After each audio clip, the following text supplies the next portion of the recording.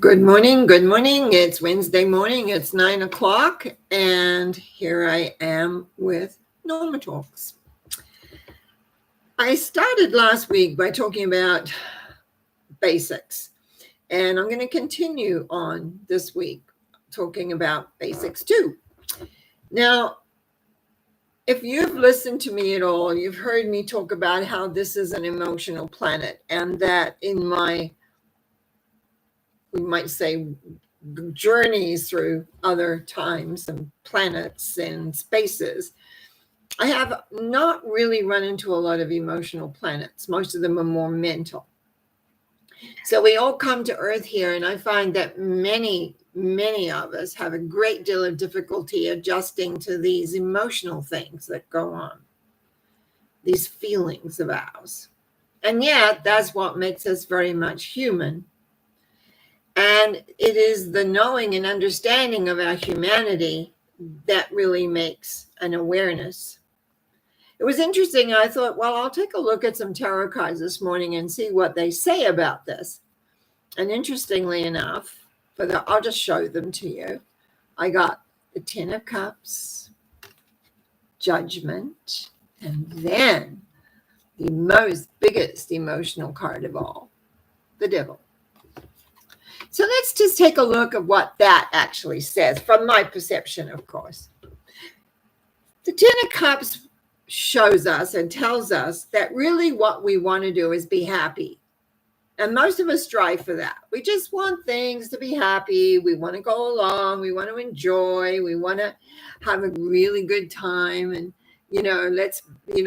we create families. We have all these things that go along, and we just want them to work really, really well. But that isn't always what life is about. We have these small moments. I found as I look back over my life that was really, really true. But a lot comes down, I discovered, as I went through the years with all the trials and tribulations that we have, raising families and working and careers, that there's a lot of acceptance, which is where judgment comes in. Not only acceptance that there is a higher force that you can utilize in your life, that's a part of it, but also the acceptance of situations in your life.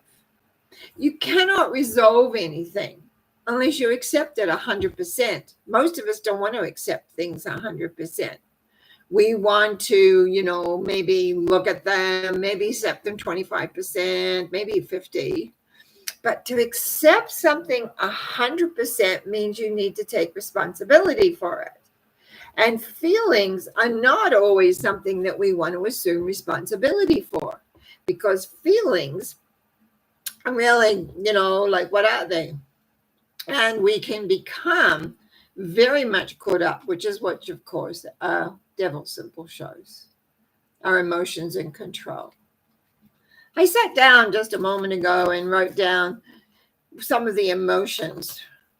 There are lots of lists of emotions, by the way, if you ever want to Google that and take a look at emotional words. Some of the ones I really pulled out was, because I deal with a lot in my consultation work, fear. Fear of something to happen that may not have happened, or you're afraid that it will happen. And if it does happen, what would you do? And see how the mind goes into the imagination. And I actually wrote down over imagination. We make things bigger. We make them harder. We make them difficult instead of looking at the base root of what is it we're afraid of. What is this anxiety, worry, and stress that builds up? Is it something we can really do about, or is it not? Sometimes we have to be very, very objective with ourselves. Anger, of course, is an issue. But then, I always say we either go sad or mad when we feel overwhelmed. And I've talked about that several times. But some people go into rage. Some people cannot have an idea that anger is a normal thing when you're feeling helpless and you kind of just want it to be the way you want it. That also becomes a point. So they move into rage, and then that does not work at all. You isolate yourself phenomenally when you're in rage. And you really end up feeling isolated and no one understands and no one cares, and kind of a downward depressive way of going. The other one I underlined here was being sad, which is, of course, the opposite to sad, mad, right? What kind of those, my pattern that I work a lot with people. Sadness. We all experience that one way or another when something doesn't work out the way we want, or someone passes over, someone leaves us, someone changes their mind about everything. You're in a relationship and all of a sudden they realize they don't want that relationship anymore. Sometimes they can't even tell you the real reason and they just want out. There is a lot of things to get sad over because of lost dreams. Lost things. Things are gone. Where did they go? How did they get that way? Were we not aware during all that time? Do we get all locked up? I've written a couple of other words down here, which I'll think I've addressed most of them, but being miserable, feeling miserable. It's very hard when we want to be enjoying and happy and we want things to go well that, and yet we feel miserable. Sometimes we can't put our finger on that. What is making us miserable? Often it's about self-acceptance of who we are. That comes back to the acceptance again. I found all through the hierarchical cards when I was looking at certain things, it talks about acceptance. It is one of the laws, as I call it, to accept things as they are, to come to the reality that this is exactly what it's all about. So let's examine the emotion. Now, I'm going to tell you a little story that I tell a lot of my clients. When you go to build a house, you build you put the framework up. And that's your thinking. Your thoughts create the framework for your world.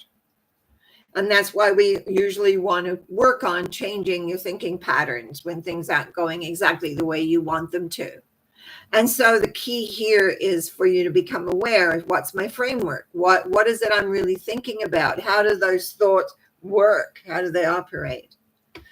But the emotion, the feeling is where you might say how we fill in the walls. That's what fills everything in. That's what gives it the shape. That gives it so that we've got walls to paint or whatever we're going to do with it. The outside walls, the inside walls. We create that.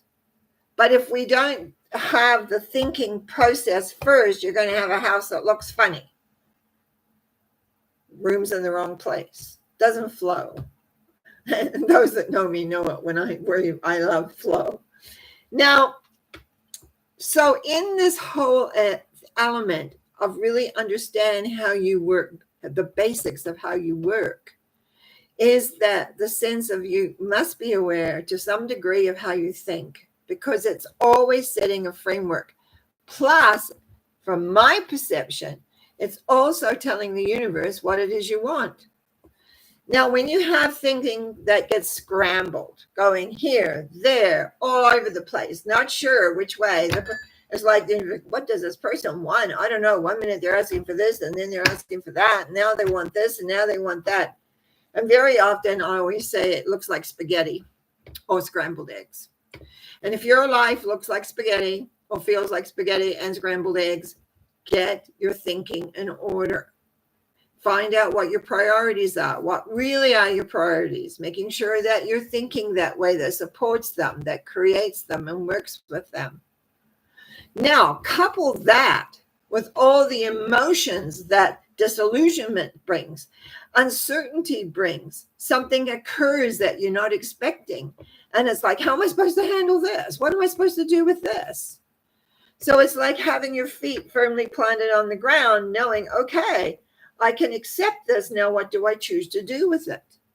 Remember, it's like you're the captain of your ship. And I've always loved the comment, you're the star, the producer, and the director of your life. Heard that many, many years ago, and I got it. It's your life. And even though we may have lives with others and that we share or we do, or we may have a sub role or whatever, you still are the star, the director, and the producer of your own life. And that means assuming a sense of responsibility. I'm not saying your life is exactly like a play or a movie, but it outpictures a lot like that. It outpictures in many different ways of how things work or how things play. So this is about wanting to choose a happy, easy moving life. I don't think we do all have that all the time, because somehow or other we've got to, I don't like to use the word test, but I think that's what we do in a way. We have to see what our bottom line is, how strong we are. And are we resilient? Are we resilient? Do we maintain? Do we keep working in reality rather than anything else? So it becomes a very, very interesting element of how to balance the thinking process and the emotional process, because emotions don't make sense half the time. Thinking, you can always get quite rational. In fact, a lot of people spend all their time in their heads being very rational and doesn't address the feelings. And again, if you've heard me before, I say the body's way of talking to you is through feelings. It's going to tell you how it feels. And all you need to do is name the feeling. I remember saying to myself many times when I was learning this, I was like, I don't know what this feeling is. What is this feeling?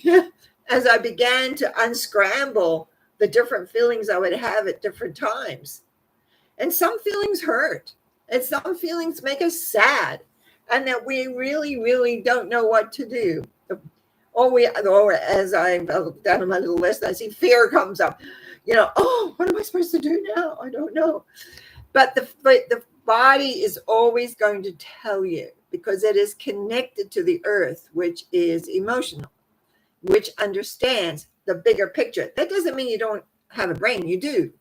It's the combination of all of these which make it important.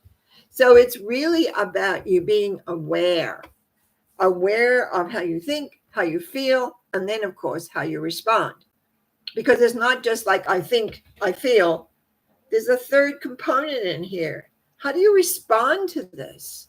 Do you get angry and mad and shout at everybody, or shut yourself away and don't talk to anybody? That's sulking, by the way, when you do that. But it's like, how do we react to things? Sometimes over the years, I would find things would build up and I would just go away and cry. And in the crying, a whole lot of information would come to me. It was like it unlocked whatever I had been stuffing down. And then as the years ticked by, I didn't always have to use that to get to the answers to things. But often if you're a male, that's not always appropriate to go away and cry. As a female, that's permissible. But the thing is, you've got to do, a lot of people run. When I couldn't run, I hurt my back quite early in my life, and that has played a big part in my journey. But it's like anything to get going and get over, and let your body start telling you how you feel. And what happens very often in that is that you come up with the answers. But when you are trapped in your emotions, now emotions are stronger than feelings. Feelings, the body will say, you feel this, and you go, okay, and then you decide what you want to do about it. But when you're not dealing with the feelings, they turn into emotions.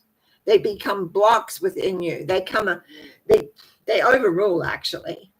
And you can almost see people who do that, where the emotions rule. Overreact real quick, make snap cut comments, very maybe cynical conversation, doesn't believe in anything, doesn't trust, no trust. That's when the emotions are always never, ever resolved. They're there and they grow and they grow. And this is the unfortunate thing, because very often they'll spill over and create situations they may not wish to have in their life. I want you to remember, no matter what, the bottom line is you want to be happy. You want things to work out. And that means you need to be able to communicate. And learning the skills of communication sometimes isn't the easiest. I remember one time taking a course, and it was one of the first kind of really I had a situation at home I was having trouble dealing with it. So I took this course, and it was a day course. And it was like a whole new world opened to me about the art of communication, because I wasn't taught to communicate when I was young. And even now, sometimes I'll hold back because it's sort of, I communicate a lot for my clients. I communicate, but when it comes personal communication, sometimes I'm quiet. That was raised in me. You just didn't say anything and you got hit. But anyway, that's another story. What I'm getting at is to be able to communicate in a quiet way, not accusing, what you're feeling, what you would like, how you want it. And usually what happens, we get upset. And so then it all comes out incorrectly. So communication is incredibly important. How to deal with these emotions that we have. So they start with feelings, they build up to becoming an emotion, and then they take us over. Just as the devil points out, devil symbology suggests us that, and always, and I'm going to show you this symbol again, because one thing I love about it, they have these chains around their necks, but all they have to do is take their hands, it's big enough that they can take it over their head and untie themselves. We are not stuck. We are never in a place of being stuck. Knowing education, yes, is sometimes very important.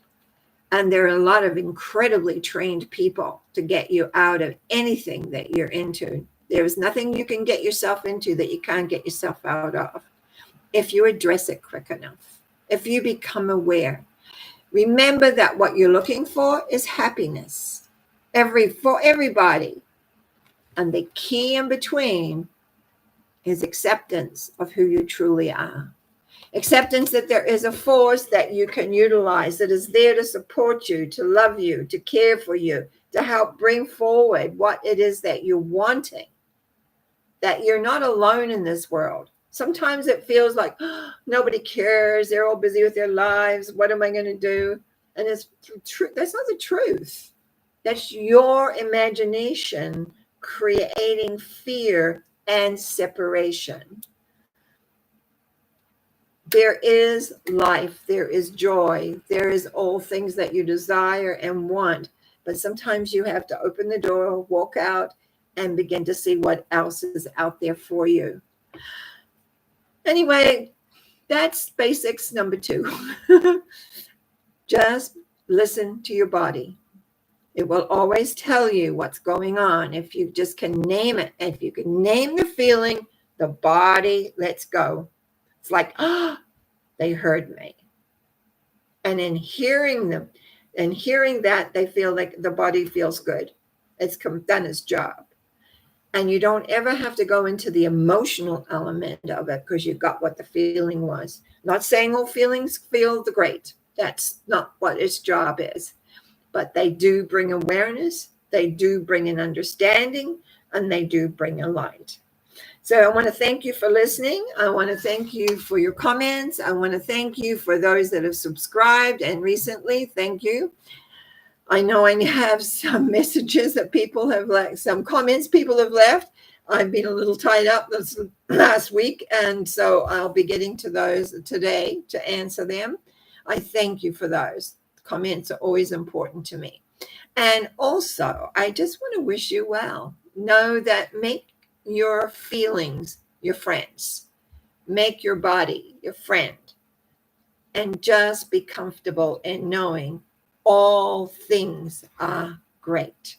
All is well. God bless. And I just want to thank Marian Des for her comment, saying great information, and thank you for sharing. And I love to share. God bless everybody. Enjoy and be.